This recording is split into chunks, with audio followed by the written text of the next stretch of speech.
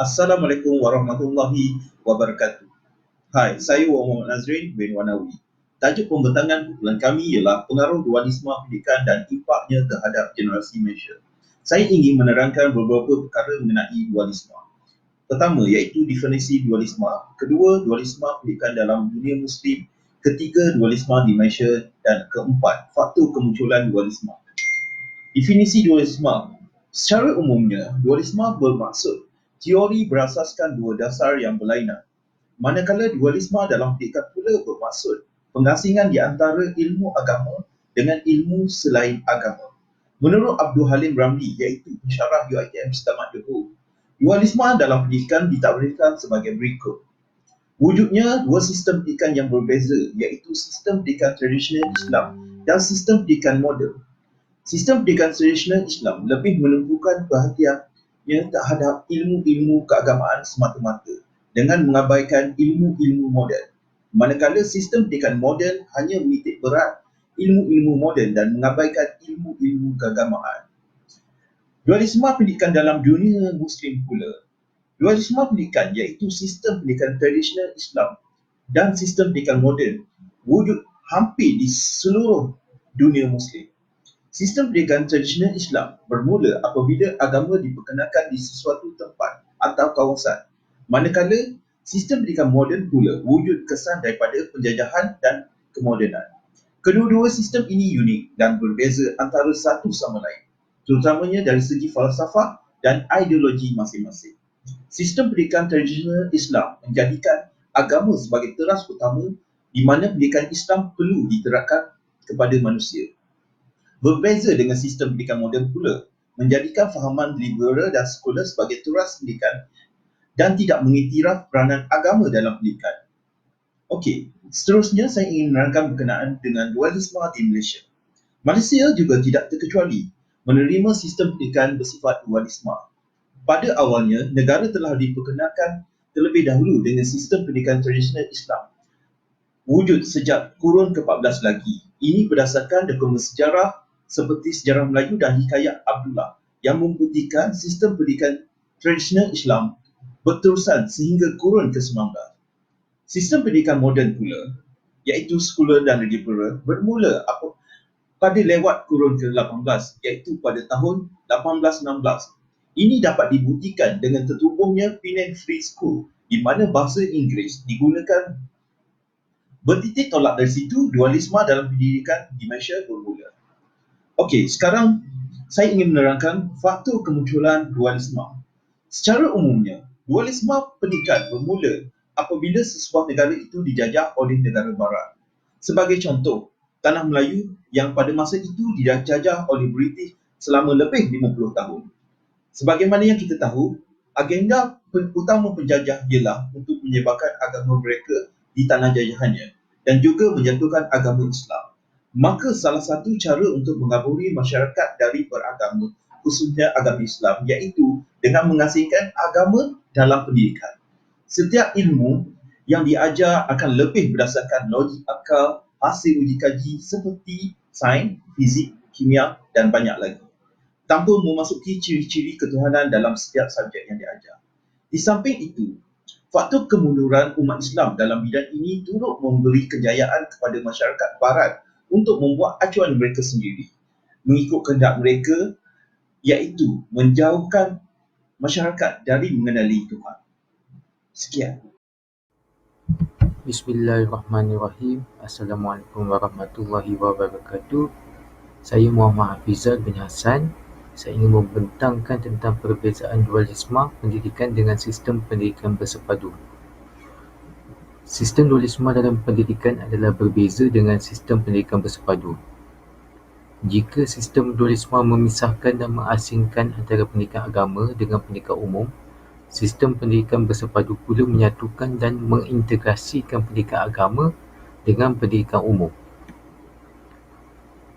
Definisi yang dikemukakan pendidikan bersepadu boleh disimpulkan dengan ciri-ciri khas.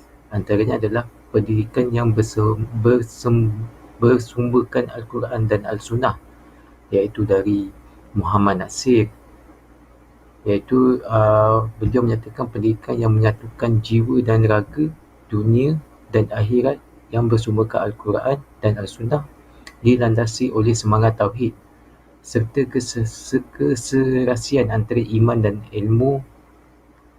ilmu dan amal. Kedua ialah pendidikan yang berteraskan tauhid dari Dr. Abdul Halim Muhammad, iaitu beliau mengatakan seluruh proses pendidikan dan perkembangan ilmu tidak terpisah daripada tauhid, sama ada rohani, jasmani, dan penglibatannya adalah ibadat bagi manusia. Ketiga, adanya integrasi antara iman, ilmu dan amal, iaitu dari Tajul. Beliau menyatakan pendidikan yang bersumberkan Al-Quran dan hadis di samping adanya integrasi disiplin-disiplin ilmu, akal ke arah membina komuniti umat yang berteraskan akidah. Keempat ialah tidak ada pemisahan antara konsep ilmu agama dan ilmu dunia. Dan tiada pemisahan antara pendidikan agama dan pendidikan umum yang dinyatakan oleh Profesor Syaharir. Dualisme pendidikan pula lebih mementingkan satu aspek pendidikan sahaja, iaitu sama ada lebih menjurus kepada pendidikan agama ataupun lebih memfokuskan kepada pendidikan umum. Kedua-dua jenis pendidikan tersebut tidak disatupadukan sama sekali. Akibatnya, tiada keseimbangan antara pendidikan agama dengan pendidikan umum. Mereka yang menceburi bidang pendidikan agama akan lebih mahir dalam bidang keagamaan tanpa sedikit pun mengambil berat keperluan pendidikan umum sebagai ilmu pengetahuan tambahan yang perlu ada bagi setiap individu. Manakala mereka yang mempelajari bidang pendidikan umum seperti ilmu matematik, ilmu perubatan, sains, geografi dan sebagainya akan mempunyai kemahiran dalam bidang masing-masing tetapi tidak dicampuri dengan ajaran Islam yang syumul dan kamil. Pendidikan umum dikatakan lebih tertumpu kepada hal ehwal urusan keduniaan. Sebaliknya, pendidikan agama pula lebih banyak menguasai bidang ibadat dan hal ehwal akhirat.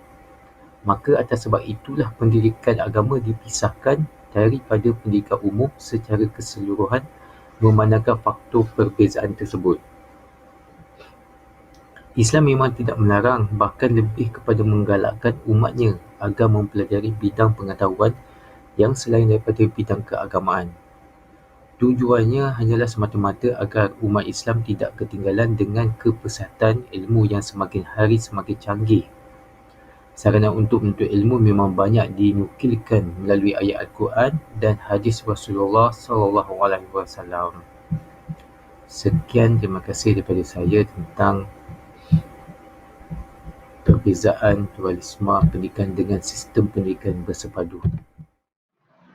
Assalamualaikum dan salam sejahtera. Saya laporkan mengenai dualisme dalam pendidikan.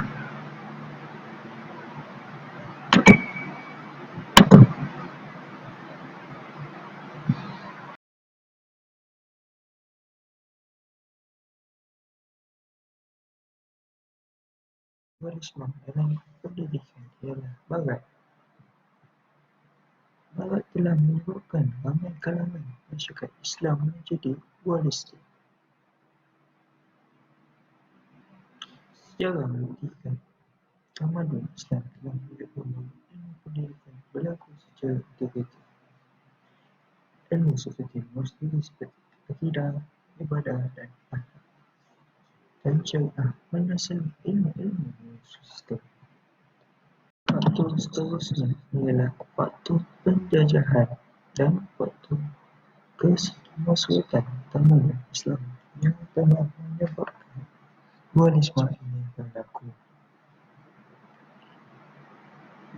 Ilmu dan pendidikan tumbuh dengan binaan asal yang menolak pendidikan Rabbani, iaitu pendidikan ilahi, yang menyebabkan dualisme ini berlaku. Fahaman dalam pendidikan ini menjadikan sempurna dan melahirkan para pelajar yang melihat faktor duniawi yang mengatasi segala-galanya. Umumnya, pertimbangan agama yang tidak menjadi pertimbangan utama dalam penyebaran dan pembuatannya dalam pembangunan pendidikan seterusnya menyebabkan pahaman sekularisme ini berkembang.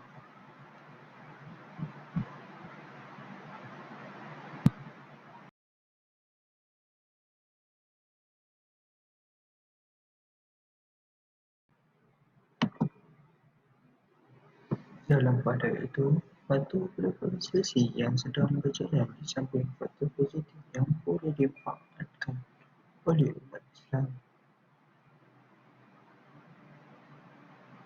Penjajahan pemikiran, gaya hidup, ekonomi dan teknologi ini yang amat kentara berlaku dalam kehidupan orang Islam, khususnya di kalangan orang muda.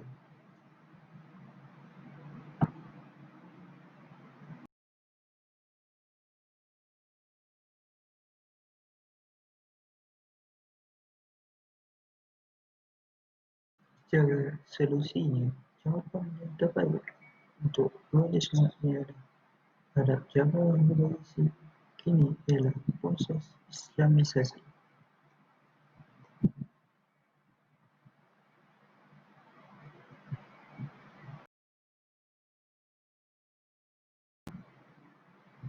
Islamisasi ialah ilmu pengetahuan merupakan satu kaedah penyelesaian kepada dualisme.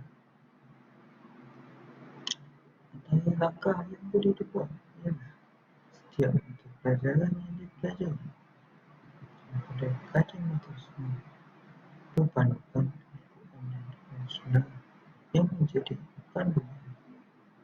Langkah kedua, segala kurikulum yang dijalankan mestilah mempunyai hubungan kait secara langsung dengan falsafah pendidikan Islam. Dan yang terakhir,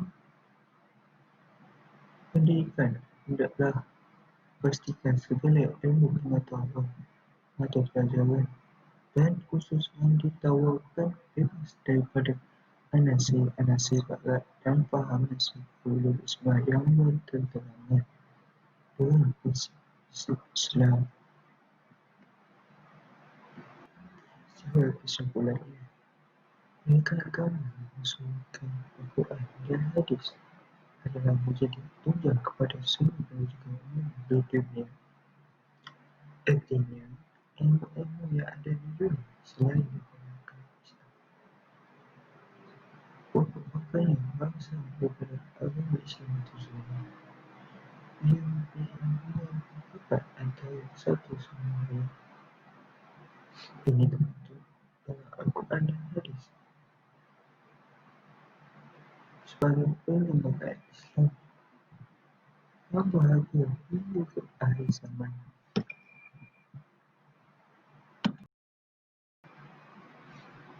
dapat dirumuskan mesti petikan ayat Al-Quran dan surah Al-Ma'idah ayat 48. Allah telah berfirman dan menghuni, dan kami telah turun kepadamu Al-Quran dengan membawa kebenaran, membenarkan apa yang sebelumnya, iaitu kitab-kitab yang diturunkan sebelumnya, dan batu ujian terhadap kitab-kitab yang lain itu. Maka putuskanlah perkara yang mereka menurut apa yang Allah turunkan, dan janganlah kamu mengikuti hawa nafsu mereka dengan meninggalkan kebenaran yang telah datang kepadamu.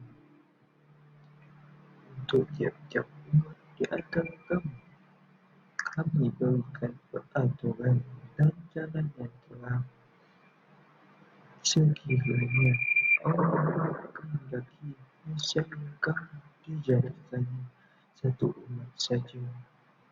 Tetapi Allah hendak menguji kamu terhadap pemberian kepadamu, maka belum benar membuat kebajikan. Hanya kepada Allah kembali kamu semuanya, lalu diberitahukan kepadanya apa yang telah kamu perselisihkan itu.